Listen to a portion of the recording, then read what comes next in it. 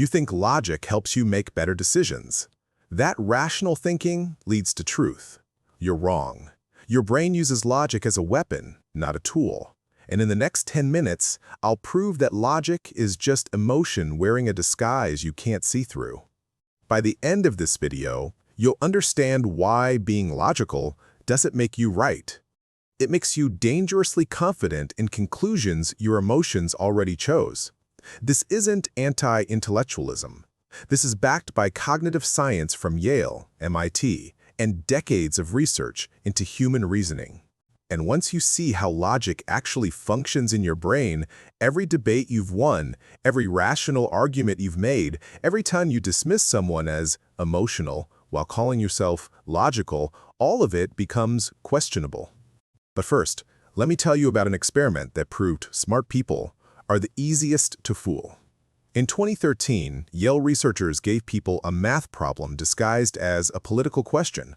They showed participants data about a skin cream. Does it help or hurt? The data required basic math to interpret correctly. When presented neutrally, 59% got it right. Then they changed one thing. They relabeled the same data as about gun control. Does gun control reduce crime or increase it? Same numbers, same math, same logic required. Result: people who were good at math suddenly couldn't do math. If the data supported their political beliefs, they got it right. If it contradicted their beliefs, they got it wrong, even though they were capable of the math. Most people believe logic is how we arrive at truth. You look at evidence, apply reasoning, and reach a conclusion. Emotion clouds this process, but logic cuts through. But here's what's really happening. Your brain reaches conclusions emotionally and instantaneously. Then, logic builds the case backward. You're not using logic to find truth. You're using logic to defend beliefs you already have. Logic doesn't produce beliefs. It defends them. Jonathan Haidt describes the brain as a rider on an elephant. The rider is your conscious, logical mind. The elephant is your unconscious, emotional brain. You think the rider controls where you go, but the elephant is 6 tons. It goes where it wants. The rider's job isn't to steer, it's to justify where the elephant went after the fact. A Duke study tested this perfectly. They asked people their opinions on complex policies, welfare, immigration, healthcare. Then they asked them to explain the policies in detail. Most people couldn't. They had strong opinions, but no understanding of how the policies actually worked. Then researchers did something brilliant. They gave people information about the policies, real data, clear explanations.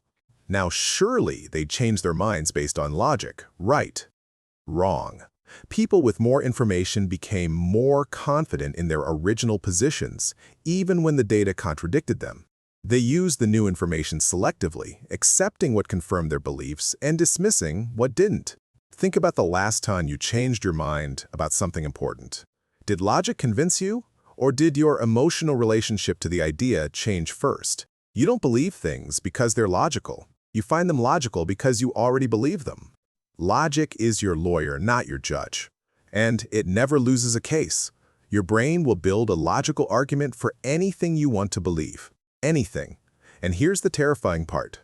The smarter you are, the better you are at fooling yourself.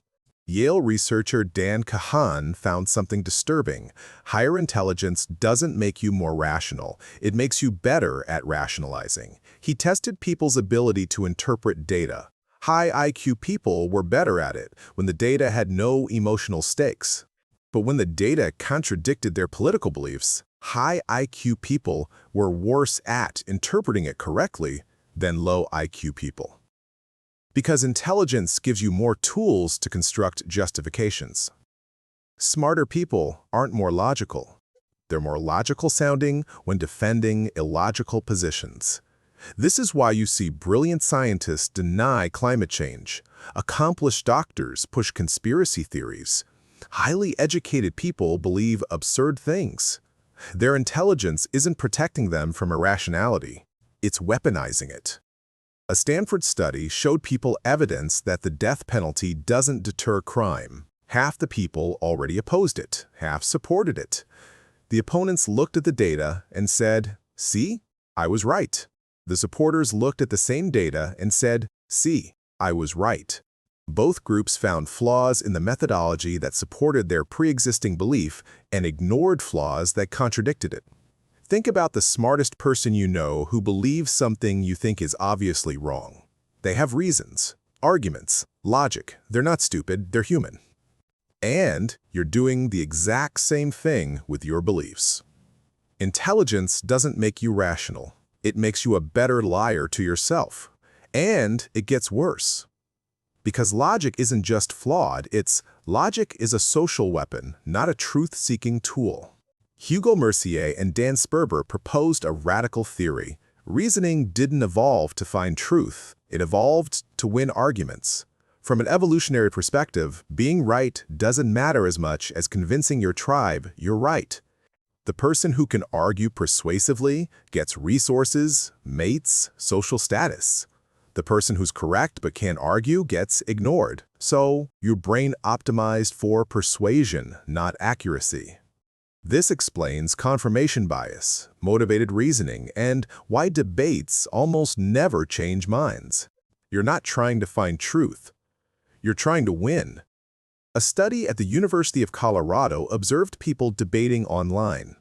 Researchers measured whether people changed their minds after encountering strong counter-arguments.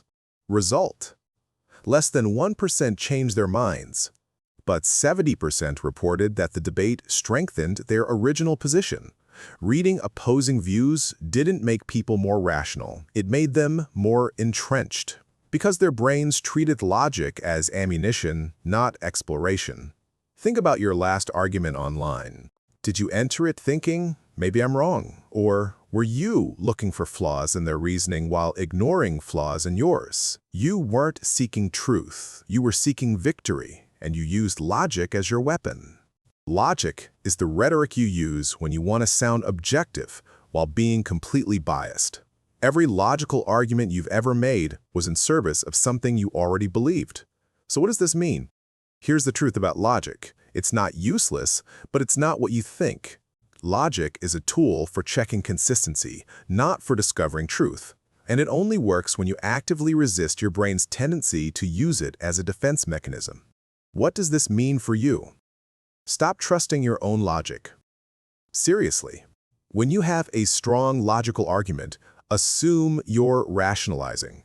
Seek out the strongest counter-arguments, not the weakest. Ask, what would change my mind?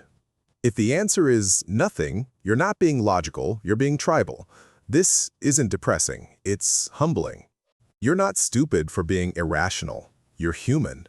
Everyone is doing this. The only difference is whether you're aware of it. Logic isn't your enemy, but pretending you're logical when you're not, that's dangerous. The most irrational people are the ones convinced they're purely rational.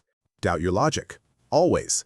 So in 10 minutes, I destroyed your trust in logic and hopefully made you more actually rational by admitting you're not.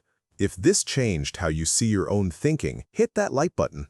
And if you want to see your trust in science destroyed next, that video drops next week.